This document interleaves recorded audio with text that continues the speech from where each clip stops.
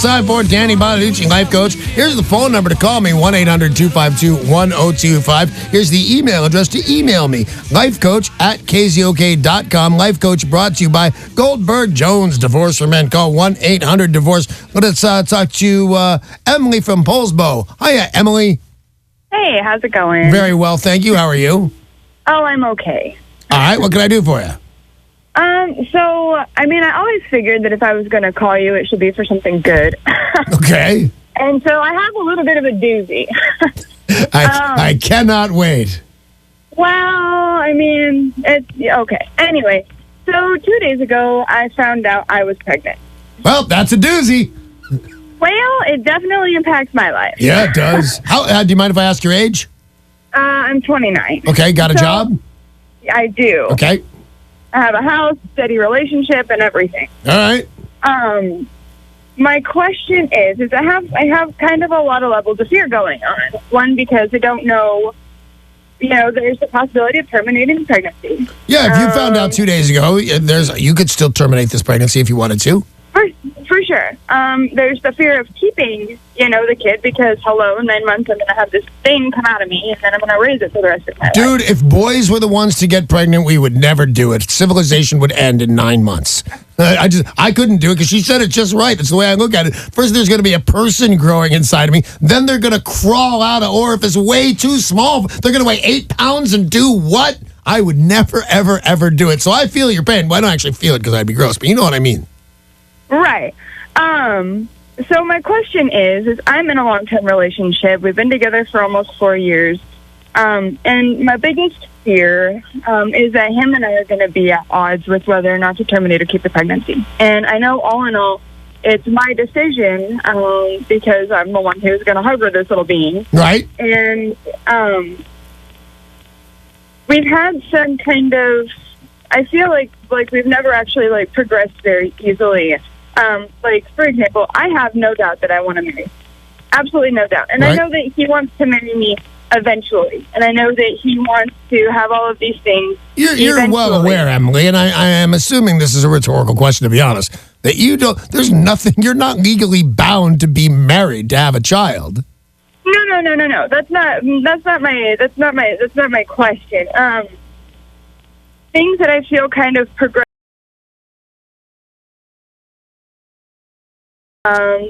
Through his own upbringing, just kind of this big fear of the unknown. And I kind of feel like he waits for, this big cosmic sign on whether or not he should make a decision instead of just, knowing. And that decision's about having a baby or not? I'm scared that if we're at odds about it, if I want to keep it and he doesn't want to keep it, that's going to, kind of mess up our relationship because I know if I want to keep it and he doesn't, I'm going to get resentful and vice versa. And I'm not trying to lock him into a relationship. If he really believes strongly and holds on to this feeling, which I don't think he will, but let's assume he thinks, I don't want a baby, sweetheart. I'm not having a baby with you no matter what. I don't want this child. But you guys try and stay together. I'm fairly confident you'll break up if you bring a baby into a relationship that he doesn't want. The other possibility is he'll say, I swear to God, I don't want it till the second it's born. Things happen. Mine's not as dramatic as all that. I wanted a boy. I wanted a little Italian bouncing baby boy that was going to look just like me except pretty. And I swear to God, I really actually cared right until he came out she came out in the hospital. And she was a daddy's girl, and I was just smitten. There was nothing I wanted more than that child. So things change. You could have this baby with your whining-ass boyfriend, who I don't like, by the way, and he could go, oh, my God, this was the greatest decision ever. And that's a real possibility. You know how I know that's a real possibility, Emily? Because I don't think you date a guy that's not a window of opportunity that the woman he loves would have a baby, and he'd think, I don't want it. It's going to change everything. We won't be able to go on vacation. Oh, my God, she's beautiful. That's the most likely thing to happen. Having said all of that, you haven't actually asked me a specific question. So if there is one, please give it to me. It's more what if he tells me he doesn't want to keep it? Because that's the thing is, I feel overall us preserving our relationship, because without, I love it. And I don't have any question about that. Well, you know what? I'm not really concerned with him that much, Emily. I'll tell you what I'm concerned with.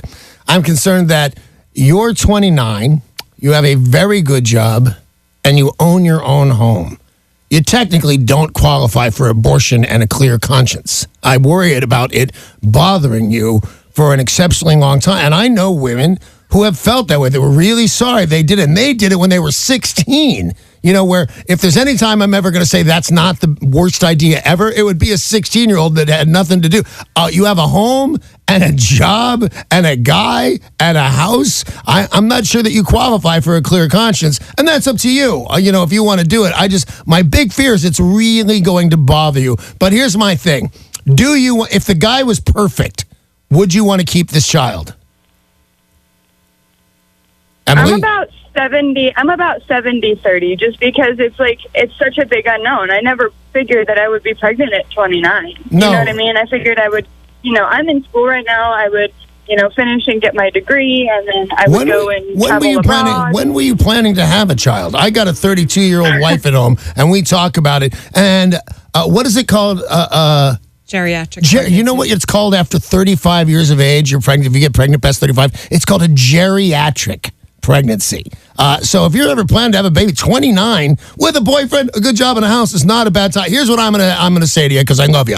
I'm gonna say, if I get a vote, it's just a vote. I'm not telling you what to do, but my vote is keep the baby. You're the perfect candidate, man. You have everything about you says good. And your boyfriend, you know what? I don't even think he'll hem and haw. He'll say, "Oh my God," and then he's in. I would bet my right arm that he's in. When you say, "Hey, honey, I love you so much, and it looks like you're going to be a dad," those words are magic. And so there's my vote. I mean, do whatever you want. It's a huge thing, but I think you should keep this child. That's what I think, Emily. I love you. Call me back. Let me know what happens. Bye.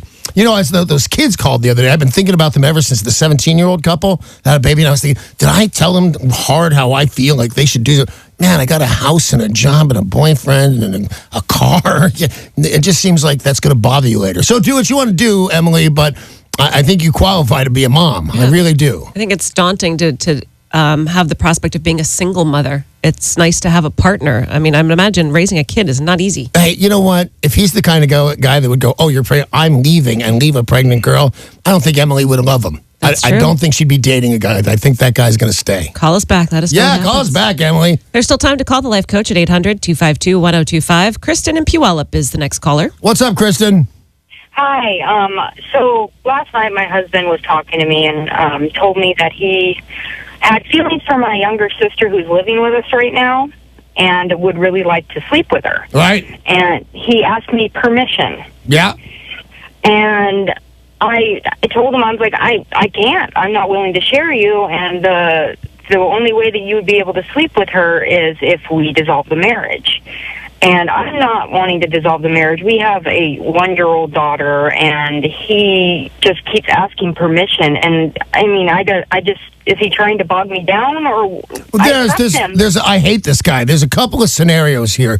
The one I like the least is he's already sleeping with her. And what he wants to do is bring it out in the open and have a little harem, have the sisters in there. So one cooks the house, one does this, and one does that, and I sleep with both of them.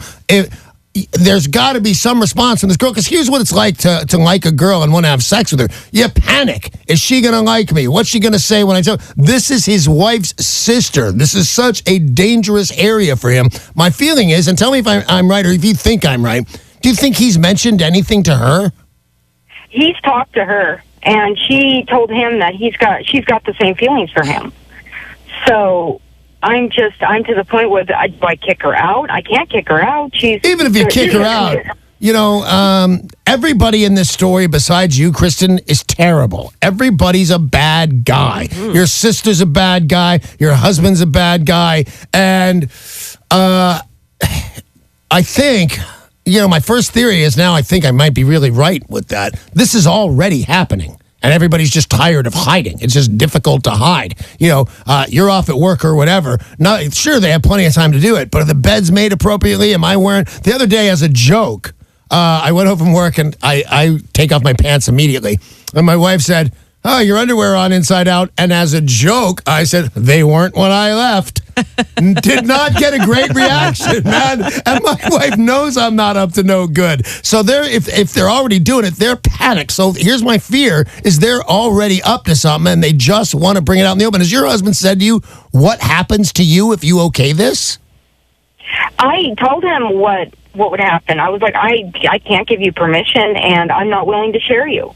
And unfortunately, we married when I was 25 and he was 23, and I'm his second sex partner, and he never got to really sow his wild oats, is what he said. Man, so what? I did that, and one of my girlfriends was stupid enough, God rest her soul, she's not dead, but she bugs me, said, okay, I understand. It was my very first time in radio somewhere. I was the biggest hit in the city. Everybody loved me. Well, I'd go and do an appearance. 3,000 people would show up, and I'd go, honey, you got to let me have sex with a bunch of these girls that are yelling, they're wearing shirts that have my name on it. You got to let me go have sex with those. And she said, yeah. And the second she said, okay, for 6 months, she said, for 6 months, you can go to that relationship could have not been over faster. It was a disaster. Even you didn't ask for to be with her sister, though. I don't think she had a sister. But the point is, Kristen, you have to decide what to do here because they both have those feelings. So, A, they're already doing it and want to bring it out in the open, or B, they're not doing it and really want to. What happens then? What happens if you're in the house with a husband who wants to have sex with your sister and a sister that wants to have sex with your husband? I mean, the unfortunate thing is I can't kick her out because she's got nowhere else to go, except for my older sister, which she doesn't get along with. Have you told your family about this? No, I haven't. My older sister would make it a big deal, and it's a big deal. It's a giant deal. And I will tell you that unless something changes radically, it's the disaster. It's the end of your marriage. Your marriage is going to end in divorce court and super unpleasant. You're going to fight for everything because your husband's an ass. And that's what's happening. That's not what's happening if you let him. That's not what's happening if you don't let him. That's not what's happening if it's raining out. That's what's happening. Your husband wants to sleep with your sister, and your sister wants to sleep with your husband. Your marriage, unless something amazing happens, is kind of over, and you've just got to pick how now. That's my opinion. What do you think about that? I think you're right. I mean, it sucks because we have a young daughter, and I hate for her to not have a father, but